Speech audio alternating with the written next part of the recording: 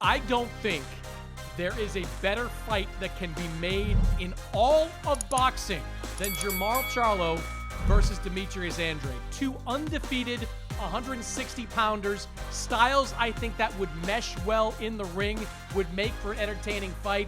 The winner of that fight would make a lot of money and make themselves the strongest possible candidate to face Canelo.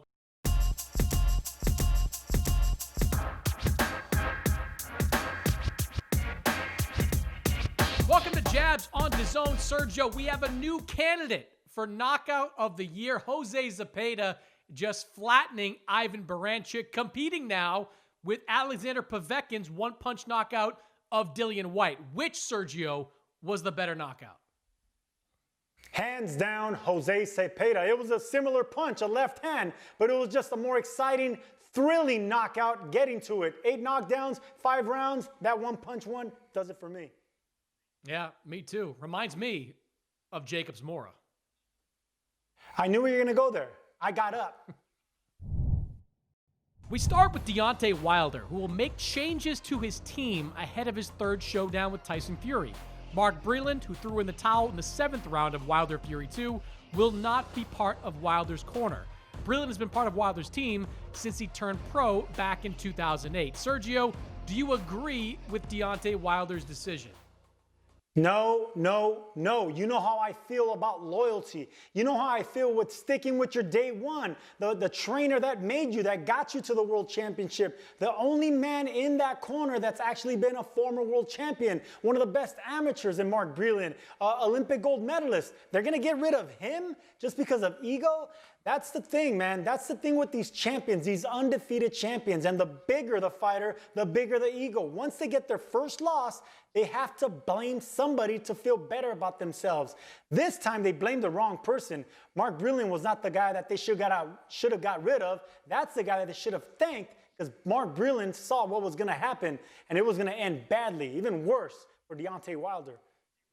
Yeah, Jay Deese is still there, and Deese is still the head trainer of this team. And when I went to visit them in camp before the Fury fight, you know, Deese described the relationship that he had with Breland, whereas Deese was the head coach and Breland was akin to the offensive coordinator. All that being said, I mean, Breland is the former boxer. Breland brings something significant to that relationship. And if you're going to replace Breland, you better bring in someone else who has the same level of gravitas to this mix. I mean, I think Jay Deese is a fine trainer. He's brought Deontay Wilder all the way to this point, but Breland has been a big part of the success of Deontay Wilder. If you're going to let him go, there's got to be somebody else out there. I don't know who that person is, and the clock is ticking. We know that the fight against Fury is probably not going to happen in December, but even if it happens early next year, you've got to bring somebody into this team. They've got to start working with Wilder, and you've got to start getting on the same page,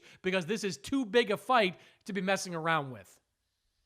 At 34 years old, Wilder's not going to change no matter who they bring in. They could bring in Floyd Mayweather or one of the greatest boxers of all time. They can't teach him what he already knows and what he already can't get rid of. These are talents that already made him popular, fighting behind the jab, looking for the big right hand. Everything that went wrong is character and style matchup. With Tyson Fury, he was being outboxed the first fight, outfought the second time. Mark Breland knew what was going to happen. He stopped that fight before it got worse. No one's going to be able to replace Mark Breland. He should have stuck with him.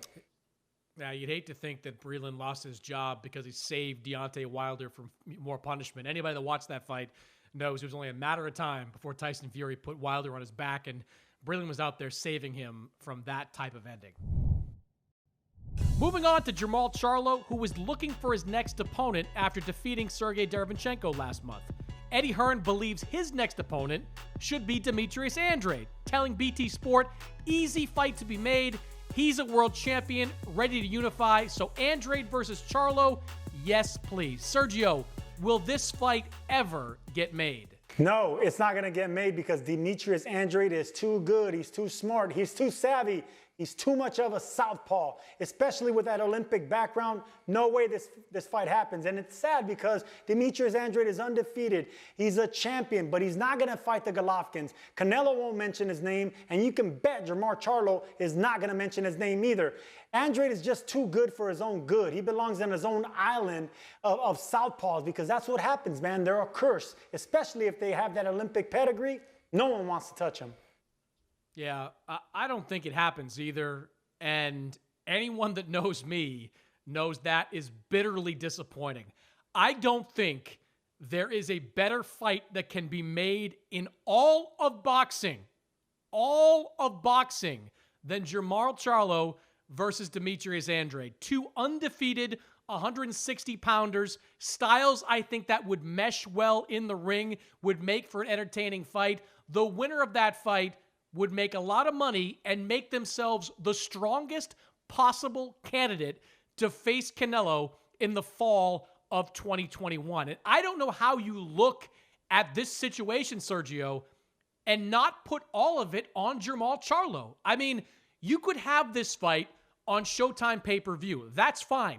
You could have this fight on Dazn and take the offer that Eddie Hearn made, which was in the neighborhood of $7 million for Jermall Charlo. I don't understand for the life of me why this isn't a no-brainer. Charlo, I think most likely is targeting a guy like Chris Eubank, and that's a fight that nobody cares about.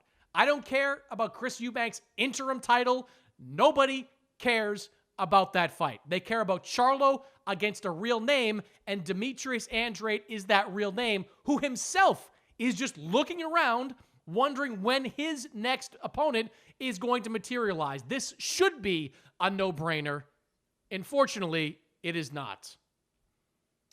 Chris Mannix Promotions, CMB, I'm telling you, you're a writer, you're not a fighter, you're not a promoter. It's not going to happen, I'm telling you. This reminds me of Canelo when he was avoiding Erislandy Lara for so much. The only way these fights happen... Stop. No, hold pump up. the brakes. Hold on. The only way these fights happen... Go. What? He didn't avoid Erislandy Lara. Stop changing history. He didn't avoid Erislandy Lara. He didn't want to fight him, and he didn't want to mention him. The only way that fight happened was when the fans forced that fight, and that's what's going to happen here. In order for Charlo to have to fight Andrade, they're going to have to force that fight. They're going to have to shove it down his throat. They're going to have to overpay him. The promoters, the managers, the fans are going to have to speak up and demand that fight. I don't know what version of history you're remembering, but nobody with Golden Boy wanted Canelo Alvarez to fight Erislandy Lara. You know why Canelo fought Erislandy Lara?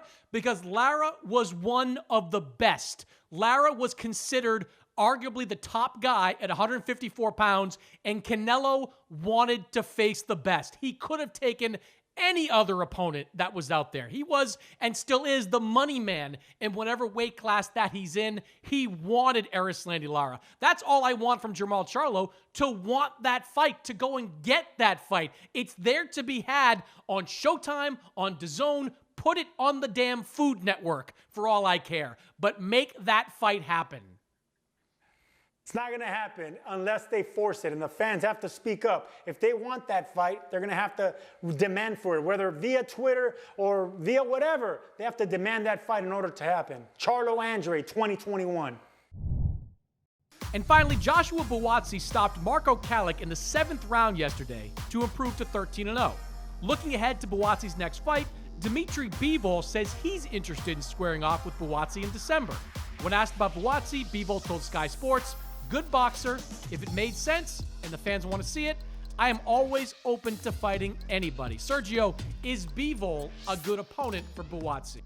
It'll be a great opponent for Bivol, but not for Buatsi. Buatsi had his hands full with Calic, or Chalik, however you pronounce the name. He had his hands full with him because he hasn't really got that many of those fights. He only has 12 fights, so let him get into the 16th, 17th, 18th fight. Then he can get that seasoning, that grooming. He can get those tough fights under him. This was a tough fight with Calic. He had a swollen eye. He had some bad moments. He was losing rounds. No, not with Bivol. Bivol's too patient of a destructive puncher. You know, he can end things with one round, and he has that Andrade quality about him. If he can't take you out, He's going to outbox you. Bivol hasn't knocked anyone out in 4 fights. So he has the discipline, the intelligence, and the destructive power. Stay away from that champion. Yeah, let me say this first. I feel for Dimitri Bivol, who is an excellent boxer, but you're right, like Demetrius Andrade, he can't get a fight despite having a world championship around his waist, but that's too much too soon for Joshua Buatsi. I think Buatsi, and I said this last week, is among the best prospects in boxing, maybe the best prospect in boxing, but he still has a ways to go. I thought it was impressive how he fought through some adversity in this last fight. You mentioned the eye injury, got a big, welt right below that eye, swelling below that eye. He fought through that adversity, but there are levels to this game, and jumping to Dimitri Bivol would be like going from C level to A+ level very quickly. So I think there are options for Buatsi. I think there's another probably stay busy fight in for him at some point in December. And then you can talk about a guy like Callum Johnson, who is associated with Matchroom. That's a fight that can be made. That's not a fight that I think is too much too soon for Buatsi. We know Anthony Yard is out there calling for a fight with Buatsi. That's another fight I think is worth seeing. I don't think Joshua Buatsi is going to be ready for a Dimitri Bivol until 2022 at the earliest. Bivol needs to keep it focused on whoever comes out of this light heavyweight matchup between Artur Beterbiev and Joe Smith. That fight is a big fight and a real fight for Dimitri Bivol. You're sure changing your tune from last week, Chris Mannix. You're saying that we're not going to find out nothing about Joshua Buatsi and Kalik, and we found out a lot. I told you, anytime an undefeated fighter is facing another undefeated fighter, an unknown undefeated fighter, it's scary. You can have your hands full, and Buatsi went through that. He would tell you that in the post-fighter meetings. He said, man, this was tougher than I thought. I could see it. Buatsi went through it. You ignored it. No, I didn't ignore it. He went through the adversity that comes with an injury during the fight. First time in his career. But you said, no, but last week you said, we're not going to find out nothing with this fight with Marco Kalik. We sure found out a lot about Marco Kalik, and we found out a lot about Buatsi as well. I don't know if I found out a ton about Buatsi. What I need to see more than anything is what happens when Buatsi gets hit by a puncher. And that's what Callum Johnson is. Remember Callum Johnson, on Dazn, knocking down Artur Beterbiev before eventually getting stopped himself. He has real light heavyweight power. That's the kind of true barometer for Joshua Buatsi, the true litmus test for Buatsi. I want to see him against Callum Johnson next year, and that's when I think I'll find out if Buatsi is the real deal. Callum Johnson or Joe Smith, both of them very heavy-handed punchers. You can't go wrong with either matchup.